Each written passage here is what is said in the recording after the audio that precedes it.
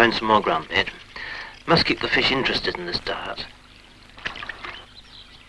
Have them looking for the extra big fragment that's on my hook.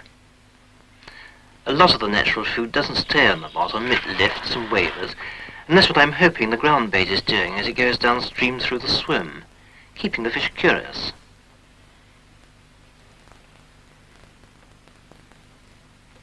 You remember what I did on that first swim down? At the end of the swim, when we stopped on the gravel slope, I halted the reel and held the float so that the bait stopped and hovered. Well, I'm going to do that all the way down the swim this time. First some more ground bait. Then another cast. Let it swim down a few feet. And stop the reel with my finger. The float stops so that the bait lifts and wavers. Now a few feet further. And the same again. Stop the float and the bait lifts and wavers.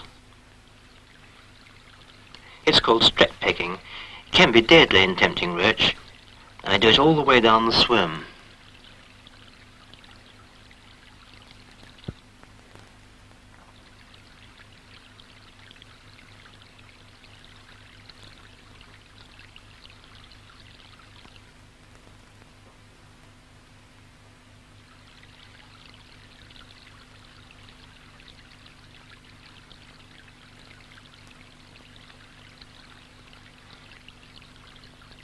Nearly at the bottom of the swim.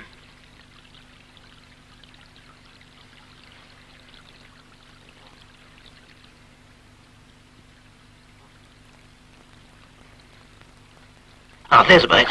And he's on. Good fish by the feel of it. Let the bend of the rod take the strain and steer the fish out of the swim as soon as possible, with the least disturbance to the rest of the show.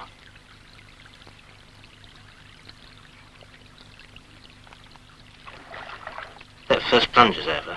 Start to gain some line.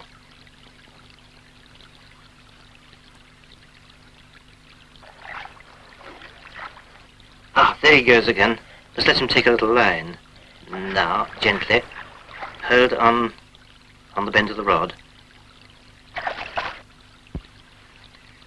Now, he's giving a bit. Got him out of the swim, gaining line now. Mustn't play him too hard, though. Don't want him splashing on the surface close to the swim. I don't want to scare the rest of the show. Tiring now. Start bringing him in. Landing net ready. Many a good fish is lost at the landing net. You have to be quiet and gentle about it.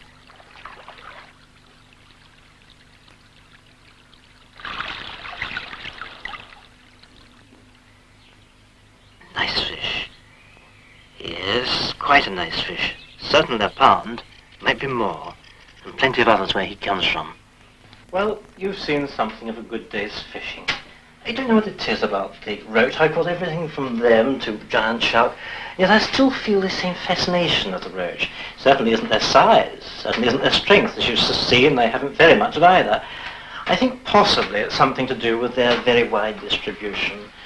You find them in every sort of water, from small canals to fast rivers like the Hampshire Avon.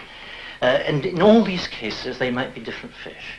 Suppose you're fishing on a North Country canal. Well, there you'll be using tiny hooks and tiny baits, compared with which the bait you've seen me using is vast. And then at the other extreme, there's the Hampshire Avon, a very fast, heavy river. And there you'll be trotting down long distances, hooking your fish 40, 50 and more yards away, and using a line of 5 pounds breaking strain even. You'll be using a heavy strike and very big baits relatively. The fishing there might be for different fish. It's as different as, you might almost say, fishing for bream and fishing for salmon. Take the Norfolk Broads. There are a great many roach called Norfolk Broads, and I should say that most of them are from half a pound to 3/4 of a pound. And therefore, there you can fish for them with relatively coarse tackle. But if you go for roach on a canal I know, for example, in Cheshire, there the fishermen use minute hooks, hair-fine lines, tiny baits. But I know a fisherman, even there, who uses a relatively coarse line and hook, a big lobworm for bait lying on the bottom. He doesn't catch many roach, but when he does, they're very big roach. Yes, it's the variety of roach, which is so very much part of the fun. It's the infinite variety of problems, which is so very fascinating. But having said that, I realise that still leaves the inner heart of the fascination untouched. I never yet met a roach fisherman who could say exactly where it lay.